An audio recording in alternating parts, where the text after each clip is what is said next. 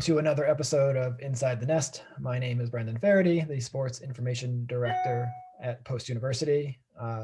Today is our first interview of 2021, and it is with the head of the Post University Athletic Department, Athletic Director Ronnie Palmer.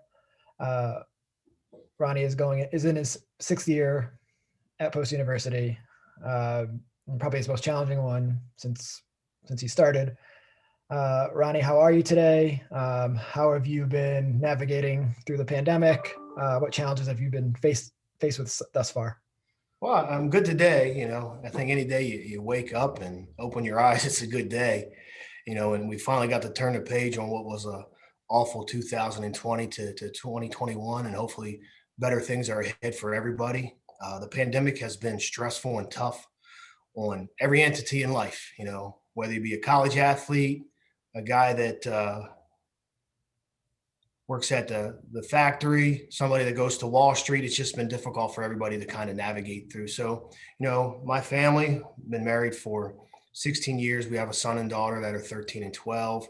So school's been tough on them. My wife, who is a school teacher, she's had not only been teaching her class online, but my kids have been learning online, just as our student athletes have posted been learning online. But, the biggest concern for me is just health, safety, and well-being for everybody, and making sure that, my family, first and foremost, family's first, and then my post family is in a good spot. And even our student athletes and their families are healthy and safe and staying away from this thing, because this thing is nasty and it feels like it's rearing its head again. But, it's one of those things. You wake up every day and you just try to get through the day. It's stressful. I'm not going to say it's not. It's frustrating right now because I know our coaches want to be coaching. As I've heard over and over again, I know our kids want to be playing. Our student athletes want to be competing. And what everybody doesn't understand with that is, myself as athletic director, you as SID, we want to be at those games. We want to be watching. We want to be cheering on. We want to be writing articles. You miss it, bro. It's just like we miss it. Like last year, I thought about it as we got close to the end of the fall semester. You and I, man, we were on a regional run with soccer, having the time of our life, and our basketball teams coming off the year that they did, and the quick start that some of our spring sports teams had last year. So the selfish side of me is really disappointed because I thought 2021 was just going to be a bang up year for us on the field competitively. But unfortunately, COVID has kind of restricted us with that. But you know what? We're going to keep working our plan and see what comes forward for us and make the best out of any case scenario that we have to handle. One big bright new spot is the school is transitioning from sprint football to Division II. What do people have to look forward to with that? What went into the decision to make that transition? Well, as you had mentioned, I'm halfway through my sixth year. And when I stepped on campus, one of my first thoughts were, sprint football has been very good to the school, but I certainly like the opportunity to transition to Division II football. So before we talk about Division II, sprint football was great for Post University. It's really the foundation that has set us up to make this move to Division II, because the budget, the infrastructure, all that stuff was in place. We just had to grow it a little bit. I mean, Division II football, I think what it'll do, it'll bring a different type of atmosphere to the campus, on Saturday afternoons and such, because first of all, you're going to double our roster size.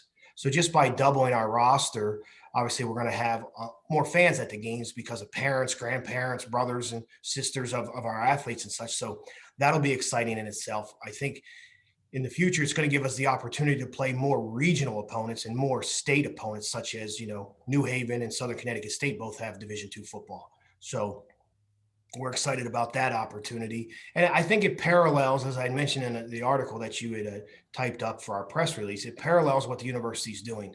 This will assist in what we would like to do with our main campus population and census. Sprint football, we were limited. We were capped at 65 on the roster. From my research throughout New England, most Division II and Division III football rosters carry 100 to 125 guys. So that's exciting in itself. I think the big difference is just basically the size of the line. Our guys that are skill players on our sprint football team are essentially the same size of a lot of skill players at Division II. It was a little bit thicker, but our linemen are going to be a big thing. I think it's going to be exciting that first time in the fall when you see that 6'3", 280-pound guy walking around campus. You're going to realize that Division II football has arrived. So I think it'll add to the campus atmosphere and what we're trying to accomplish and stuff with our program. And I thought it was a great time to add it because, as I mentioned, our soccer Sweet 16 run, basketballs are coming off record-breaking, record-tying seasons. Baseball, softball has been rolling, and I think all of our sports are really ready to garner and pick it up. And I think football will just add to that atmosphere. Football's Americana. That's why football stadiums are packed on Thursday, Friday, Saturdays, and Sundays and Monday nights, just because of what it is and what it entails and stuff. So, really excited about the opportunity to add Division II football and grow it. And there was a lot of work that went into that, research as far as looking at other schools, looking at budgets of what they did, trying to balance the budget, scholarship dollars, travel, the whole 9 yards as far as that stuff is concerned, with that, because we wanted to make sure we did it right. We wanted to make sure that it would be feasible for the university to do it, but we also wanted to make sure that it would keep us in balance in checks as far as what we want to do with our athletic department. And we have, with that, we have a new coach too, Adam Schultz. He was hired to originally be the sprint football coach. Now he's going to be, managing the transition to Division II. What can you tell us about him and his style and what to look forward to from? Adam is instant energy. When you sit down and you speak to him about football, the passion you just feel and you sense it from him right away. For us, when we made the transition or made the decision that we were finally finalizing from sprint to Division II, we had the right guy in place already. Adam has been at successful programs already, namely right down the road at New Haven. He served as an assistant coach there for 6 years. New Haven is one of the best Division II programs in this super region of football, but also in the country. They've been in the playoffs and such, and Adam's got he's got a nice solid background in that as far as that's concerned. So he's almost from the terms used at the big schools, he's from a blue blood when it comes to Division II football. So him bringing that to our program with his connections within the state and his understanding of what we want to do and how we want to accomplish things, we're pretty excited about Adam with our staff. He fits what we're trying to do in our department. He gets along with all of our coaches. He's a team player, just to put it straightforward to you as far as that's concerned. And at the end of the day, he's got a great personality. And I think the football program is set up for future successes. We're going to take our bumps and bruises early, because when you make a transition and you move a program to a different level, it's going to take a little bit of time, but I think our timeline and our learning curve will be pretty quick. The university is extremely supportive of what we're trying to do in athletics and what we're trying to do with football. So, I'm excited to see Adam grow this. I think it's going to grow in a quick manner, a fast manner, and the excitement is going to be there instantaneously for us on campus and such. And you know what? I think the wins and losses, they'll add up, and hopefully more wins and losses in the future. But everything else, the checks and balances and stuff are there. And, Adam is the right guy to lead us forward with our program. Definitely an exciting time, something to look forward to in the fall with the school. Aside from football, the school has also added an esports program, which is exciting, and men's and women's rugby. I'm going to touch on those a little bit. The esports has just started up in fall and had a pretty successful run. It's its first time, and what do we expect from rugby in the fall, next fall? And John Martin, who's our esports coach, he hit the ground running, and esports is something that has just exploded. It's been something that's been on the scene for the past 5 years or so in colleges and universities. But I think the pandemic has really accelerated that, with being able to play video games and such. And it's just so much more than that. If you ever have an opportunity to watch an esports contest, there's excitement, and they are an extension of our athletic department, because when you watch them, they're wearing the school collars, they're wearing their uniforms and competing. And John's done a tremendous job. If anybody ever wants educated on esports, that's the guy to talk to, man. He knows it from top to bottom, how to market it, how to advertise it, how to speak about it, how to engage with people and such. So we're excited to see that program grow. That's another program that parallels what we're trying to do with our campus, because that actually can tie into our one university philosophy with our main campus and online. Because obviously, if you're an esports athlete, you necessarily don't have to be on ground to compete. So John's done a tremendous job with the program. I look forward to seeing how that grows over the next few years when he gets a year or two of recruiting under his belt, and people see what we're going to do, what we've done, and what we're going to do in the future as well. Should be pretty good. So that, and then rugby, for me, it was a sport we added. When I think of New England, and I think of New England like private schools, whether they be high schools or colleges, I don't know why. Maybe it's just me, but rugby pops into my head. Rugby seems like a New England sport, and Jake, our women's coach, and Chris, our men's coach.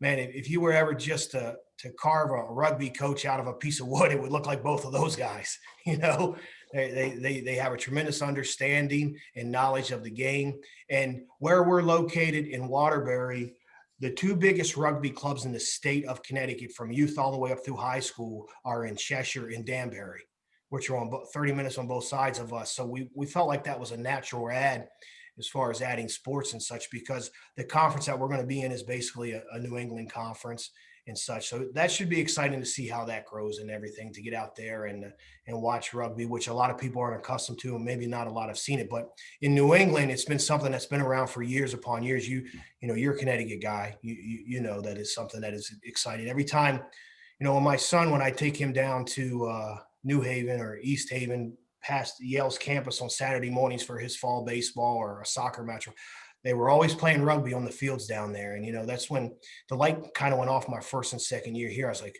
that could be something that we could add to our department that would really add to it. And not for nothing, rugby and in the leagues we're in, speaking to those coaches and the commissioners of those leagues, they also are a quality student as well. Most rugby programs carry a 3.0 GPA and everything. So we're looking forward to adding that type of student athlete to our repertoire as well, because, we've done a tremendous job in the classroom. And while I'm on here, the fall semester we wrapped up, we have a 3.14 overall GPA. So I think rugby will complement that, as well as all of our other sports that we've just added as well. So, Chris and Jake, I'm looking forward to watching them grow. Certainly, probably not the ideal time to start a program in a pandemic situation when you can't get out and have the opportunity to speak to people and meet them personally and watch them compete. But they have great personalities. As I said, I'll reiterate it. Their knowledge of the game is outstanding, and it's going to be a welcomed addition, and they're going to do a tremendous job for us. Finally, with students missing, some seasons in the fall and the winter and spring from last year, what do you have to say to them? Like, what kind of motivation to keep them kind of going, and letting them know that brighter days are ahead, moving forward? Yeah, I think the biggest thing is my heart, your heart, the entire athletic department and campus's heart goes out to them. We understand that their struggles, because we have them in our daily lives ourselves. We're not doing what we love to do on a daily basis, and what we love to do is watch that group go out and compete every day. But a testament to our student athletes, as I mentioned, we had a 3.14 GPA this past fall, so we've kept that trend up. The last 8 semesters we've been above a 3.0. So excited about that. I think the biggest thing is just stick with us.